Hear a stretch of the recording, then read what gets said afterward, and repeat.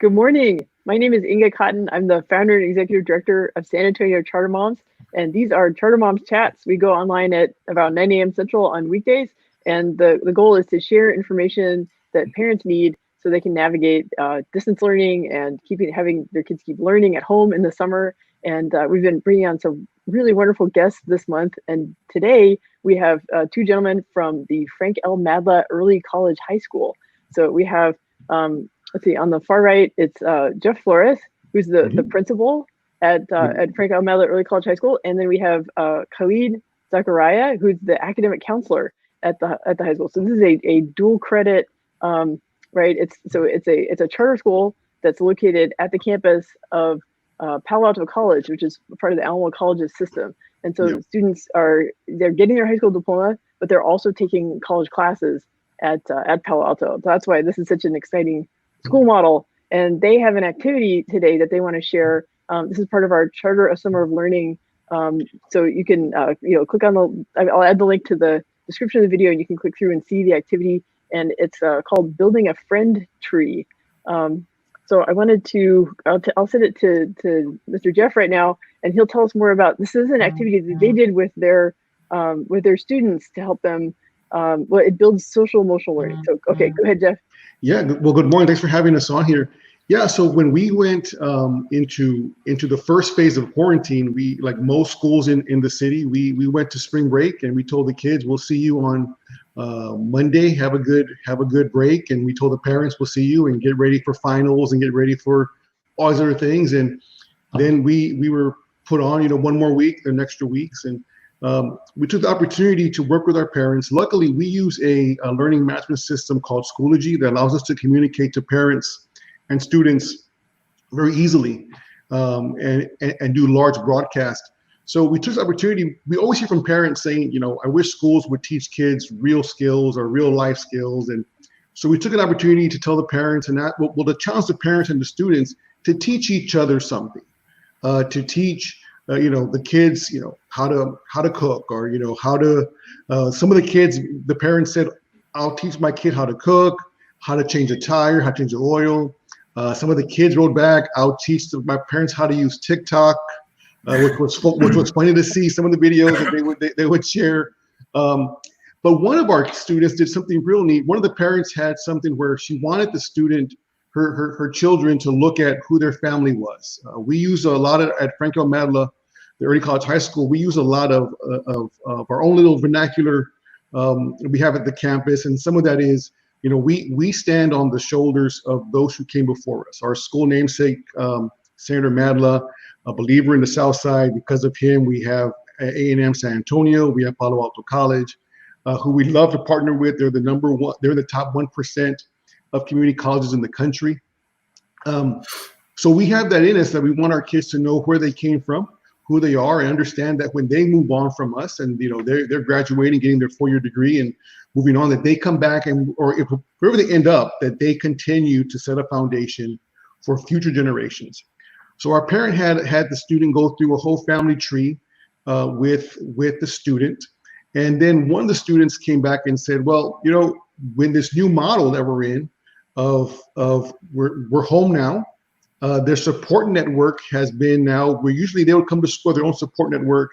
We always challenge our parents, remind our parents to stay involved with their kids, even the high school age kids. They may sometimes not want their mom or dad around, or they may kind of feel like, they're a little bit cool or something, but they still need their parent there and they want their parent there.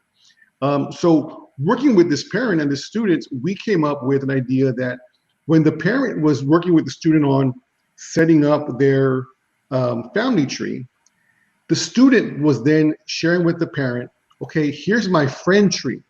Here's who my support network is. Here's who I work with. Here's who I communicate with. That allowed the parent to see, again, a good idea of who their friends are. But also during this time of this pandemic, and a lot of our kids are going through a very difficult time, social, emotionally. They're being isolated sometimes. They're feeling a connection is gone now. This allows the parent to see, okay, who is my kid connecting with? How can I find a way to get them together with their friends in a whole new light? So with that, we had some great communication between parents and kids. It opened up a door to a community, to talking about, here's who my friends are. Here's what I'm going through. Here's what my friends going through during this time.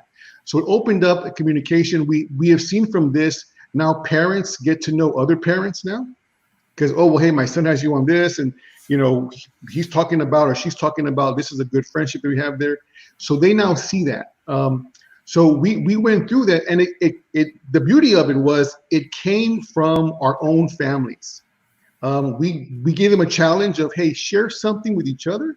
It went from a family, from a parent showing their children, hey, here's where you come from.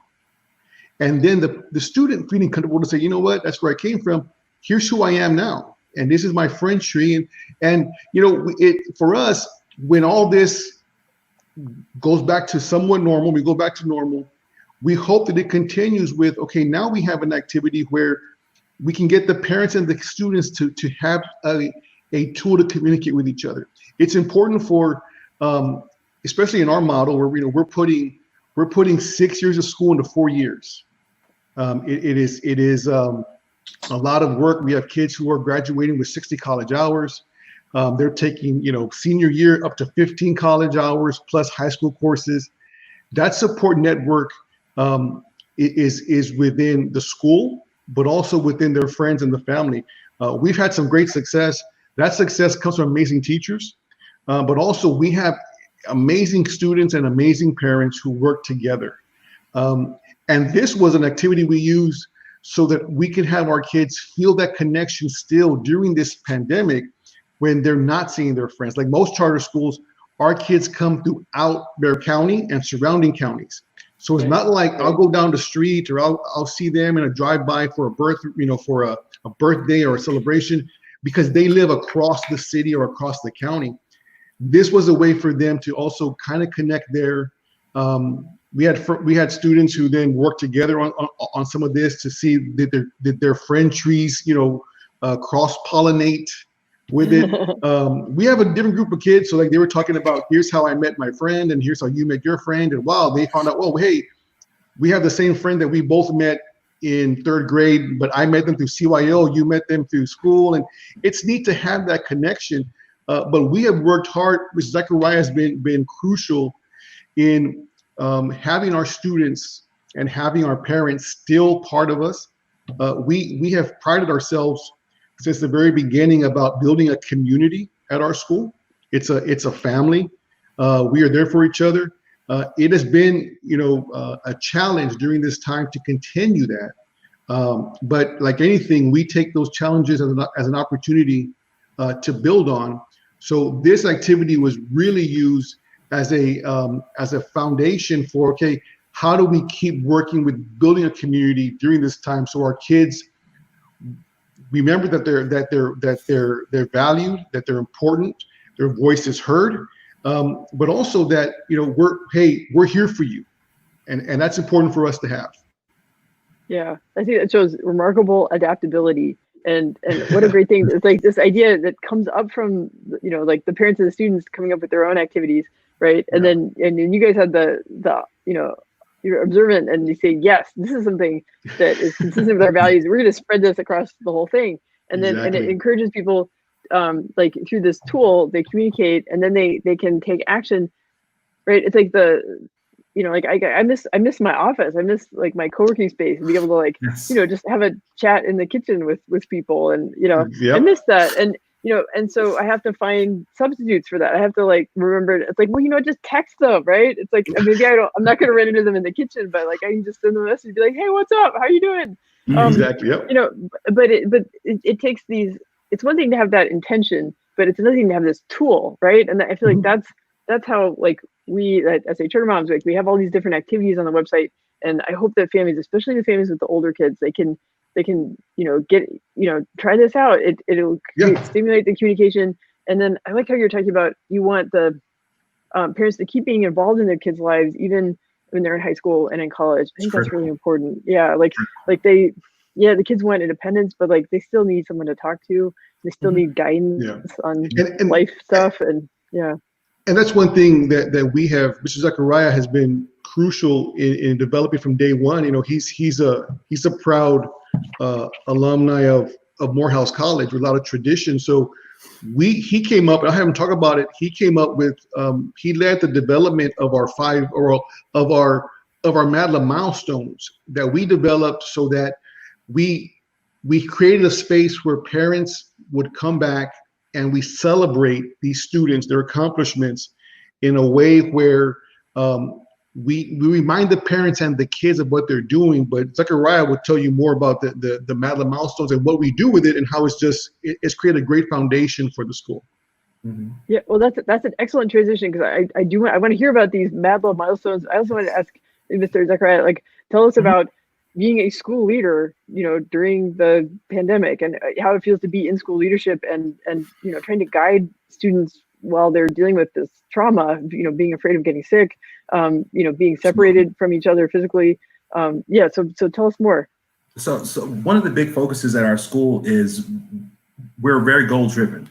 When a student arrives, we immediately start working on building goals. Where do you see yourself in 4 years? Where do you see yourself in 6 years? You know, where do you see yourself as you move past these things? And then once we're able to create those kind of longer term goals, then we create a roadmap to get us to those goals.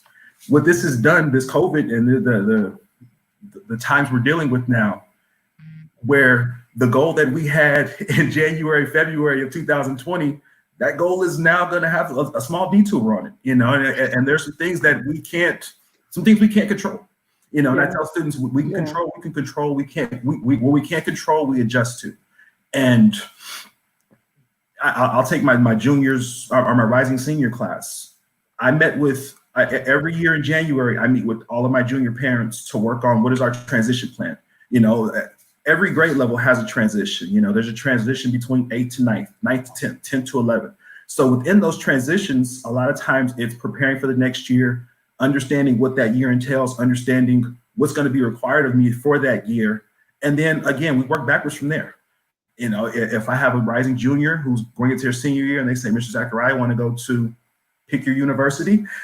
Okay, well, let's start looking at what do we need to do for this university. You know, let's take our SAT. Let's make sure we have our college essays written. Let's make sure we have our grades right. All those different things start going into that plan. Now, during this time, it definitely has become a lot more difficult, because, you know, I can't just go walk and grab a kid or see a kid and say, hey, where are we at with that application, you know? So at the same time, it's forcing me now to be a lot more deliberate, and it's definitely forcing myself and Mr. Flores and the whole campus. We have to be a lot more deliberate in how do we address kids? How do we meet those students' needs? Because it can no longer be I see you every day, so I could just keep checking on you. You know, now it's, right. You know, it's a lot more deliberate in, I have to go make sure I can contact you, make sure I do my check-ins, make sure I provide the information in between then so you can make an informed decision, making sure I'm available if you have questions during those decisions. So a lot of it is just, again, we do a lot of backwards planning. We do a lot of, this is where you want to be. So what do we need to do to get to that goal? And like I said, with everything that's happened with the state and our country over the last 4 months, what it's really done is just allowed us to step back and say, okay, we still have those goals. Let's go back and look at our reverse plan and say, you know, it's kind of like driving somewhere. If I wanted to drive to the store and I get there, I'm like, oh, the street's closed. You know, it may throw me off for a little bit, but, you know, instead of taking a left, I may have to take 2 rights to get to that left. So those are all things that we're doing. And the adjustability and adaptability, that's something we always have to consider. Sometimes we love to say our kids are flexible and our kids are resilient, but a lot of our kids really like the structure and routine, and they like how things work. So, you know, introducing them to a whole new concept, a whole new way of going about things, it's something that we want to make sure we're preparing our kids for, because this may be our new normal.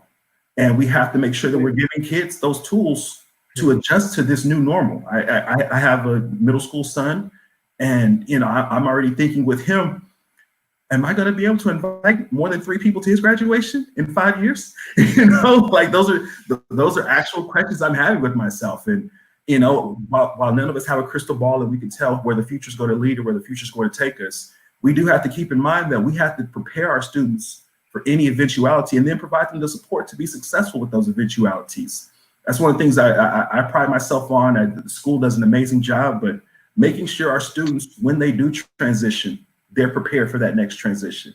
You know, there's nothing that makes me prouder or makes me happier than when a student who starts their first year to 4-year school comes back and says, "Oh, Mr. Zakaria, I knew exactly what to do." It's like, good job. Good job. I'm glad you do. You know, because they're like, well, some students didn't even know how to pick a class. And I'm like, now you know how to pick a class. So again, those little bits of independence. So, you know, while our students next year, if when they get to their 4-year university, and 4-year university says, we're going to switch to 100% online instruction, our students, our seniors who graduated, they should have no problem adjusting to that. And we want to make sure that we provide every student that opportunity and give them a sense of pride and comfort in knowing I can be successful with this.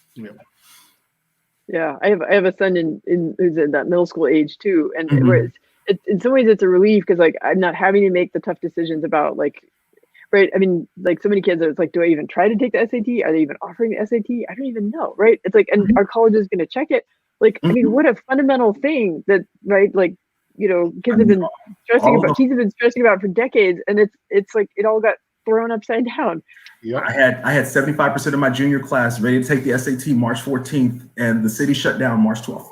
And, you know, so and I mean, coming back and, you know, you can only find out so much information, and it's okay, well, do we need the SAT? You know, I'm reaching out to universities, finding out, okay, what is going to be their policy? Do we not? July 1st is when the applications open up for fall 2021. Do they apply now without SAT scores? Do we apply and then plan to take the SAT in August and September?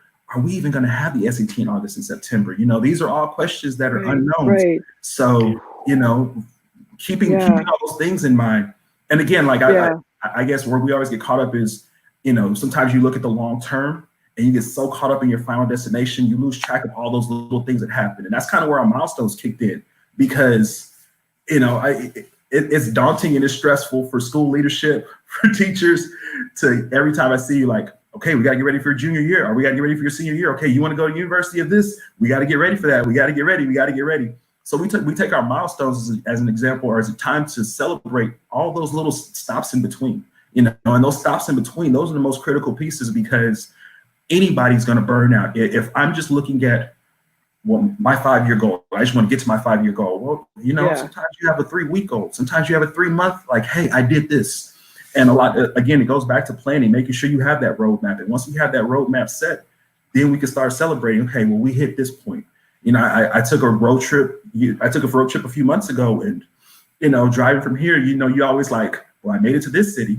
Okay, well, I made it to this city. Well, I made it to this city. And you know, every time you get to that next city, you kind of get excited. You're like, okay, I'm in Houston now. Okay, that's good. Okay, I made it out of Texas. I'm in Lake Charles. Okay, I'm good. Okay, yeah, I made it. And you start going through these milestones, and you start having these stopping points where you're like, even if it's just stretch your legs, it's still it's a mental accomplishment knowing that I reached this point. I may not be at my final destination, but I reached this point, so let's stop. I remember when I was younger, we used to go on road trips with my family, and, you know, we would stop at a rest area every time we hit a state line. And that was like the coolest thing for me as a child, you know, because, you know, I would go get all the little pamphlets and look at the map. And it was such a fun time. So, you know, giving our students and our families, more importantly, the opportunity to stop and celebrate. Like, your kid is doing amazing things. Just because they haven't graduated high school yet and they're just going into they're still in 9th grade, we could celebrate that. They made it to their first semester. That's a milestone. You know, oh, your kid hit 15 college hours. That's a milestone. You know, your kid is getting ready to graduate. That's a milestone. Those are all things we want to stop and celebrate, and bring our families in to actually celebrate our students. Yeah, that is, you know, that's great advice, and I feel like that's closely related to the friend tree activity. Absolutely. Because both of them are ways to where, right, it's like it's always important to have goals and to know how you're going to get there, but you also need to find joy along the way, right? And it's the friend tree reminds you of like who's supporting you, who's lifting you up on this journey, right? And who's Absolutely. you know, who's helping you out, who's going to see you through to that goal, right? And then the milestones, like to stop and recognize, like, okay, you're not at the destination yet, but it's like you cleared this hurdle, right? I really like your image of like stopping at the rest area at the state line, and, you know, and just marking that, right? And clearly it made an impression because it had an emotional feeling of like, yes, you know, like we made it this far, right? And yeah, I think those are great. And, you know, also too, I like now, I mean, so Franklin Madla Early College High School, it's for 9th through 12th grade, you know, and they're taking college classes, but I feel like both of these activities are relevant even for younger kids as well. Like I think like kids in middle grades or middle school, you know, they want to know who their friends are too. You know, maybe they don't do TikTok, maybe they just play Battleship over Zoom, right? Like different games for different ages, but you know, but they need those connections too, right? And finding things to celebrate. So it's like my kids have been doing a typing class online because I figured that's a good life skill, right? It's like, Absolutely. you know, it's Absolutely. I mean, you were talking about how, you know, like just how the friend tree activity emerged. It was from parents wanting to share with kids and kids wanting to share with parents. Like my daughter has taught me how to use Zoom better. She was my skills are not up to stuff, so she's been teaching me Zoom, right? And then I'm like, okay, kids, you need to learn typing. But no, I should check in with them. And like, I mean, they've actually made a lot of progress. Like you can like hide the letters on and they can touch type.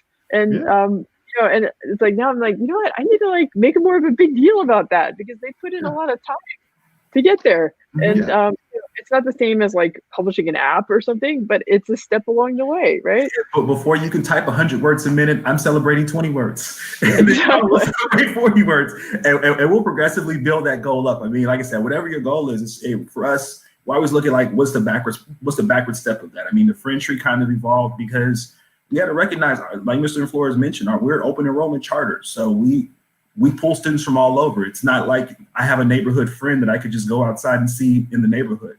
You know, my friend may live 30 minutes away, and as a parent, you know, it can be daunting because you ask your kid, well, who's my friend, or who's your friend, and like I've never heard this kid's name before. Like, how long has he been your friend? And you know, so this is an activity me and my son were able to, you know, look at and say, okay, well, these are your friends. Okay, I've heard that name before, and that's great.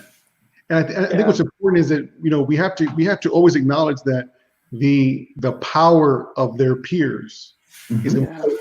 So, you know, we could, you know, I have 3 kids myself, 2 high schoolers and 1 middle schooler, and you know, we could tell them how great they look in the morning or how wonderful they're doing, and you know, mom can say it, I can say it, grandma can say it, they can believe it.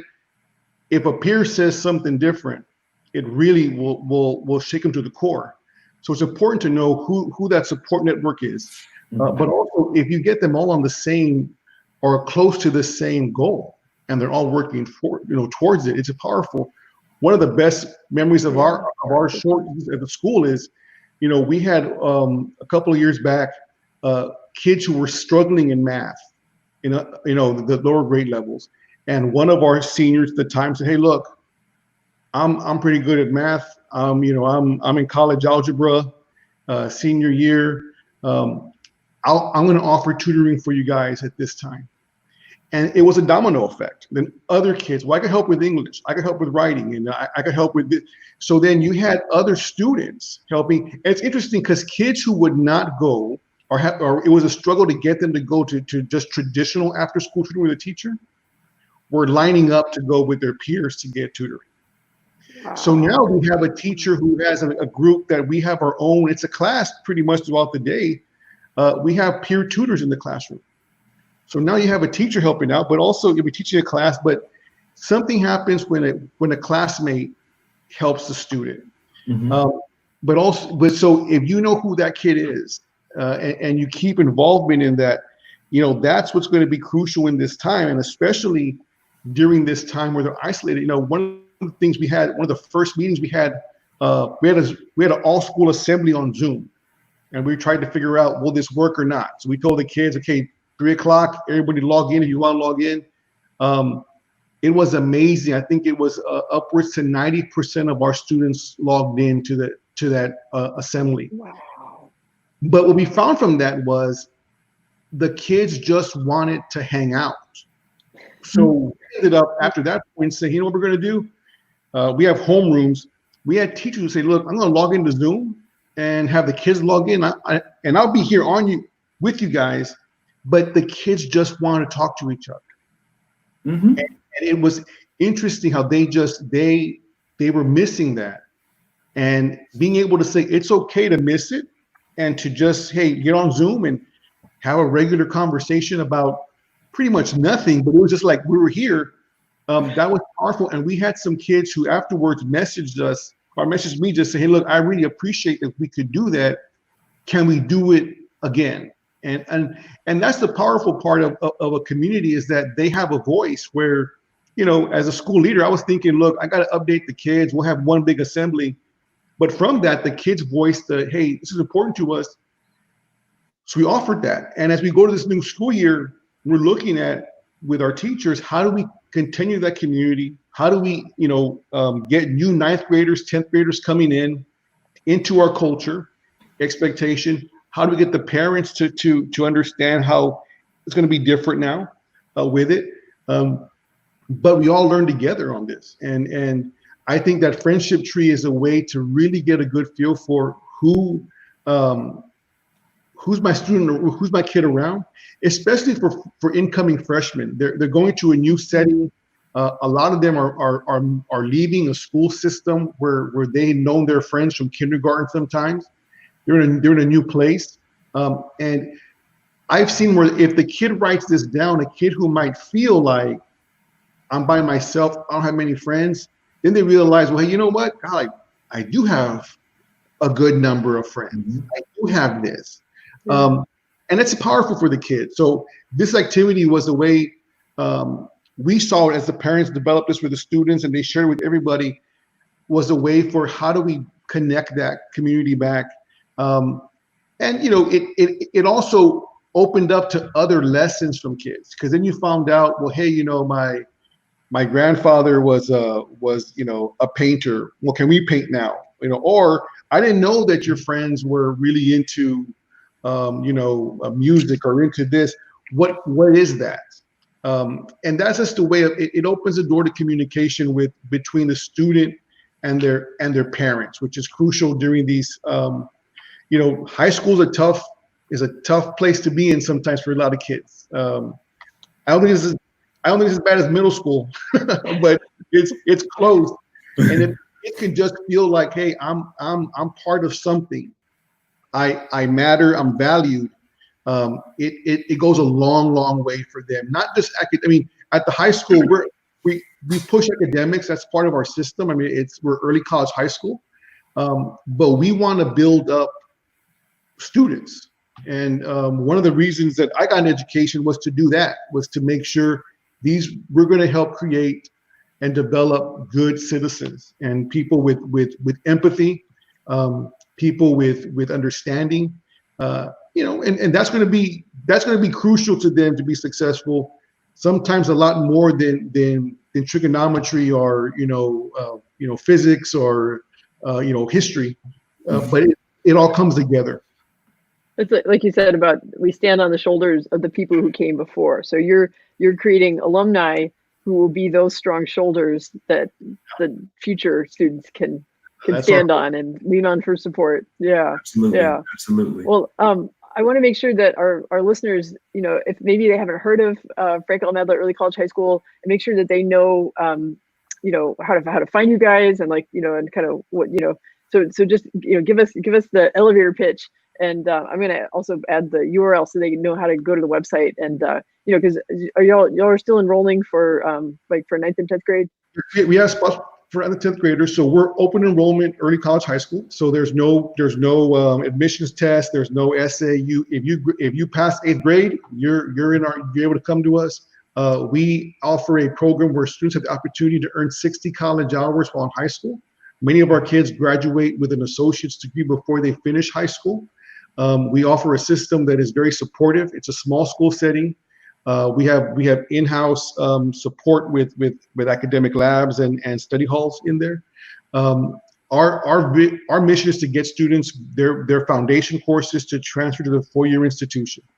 So if your parents are looking for a small school, a safe school that is academically challenging with support, this is a good school for them to be at. It's a great school for them to be at. Mr. Zakaria, you want to add some more comment about like school culture and how you guys support students and reasons why they should take a closer look at Frank L. Madla Early College High School? Definitely. It's a close-knit community where we strive, myself, Mr. Flores, all the teachers, we strive to have our students meet their goals. And even if it's a goal they haven't created yet, we want to help them make those goals. We want to help them go further than they've ever gone before, dream bigger than they've ever dreamed before, and put them in position to do things that they never thought they would be able to do. And I think for all of us, I know as a parent, you know, I want my child to be better than I was.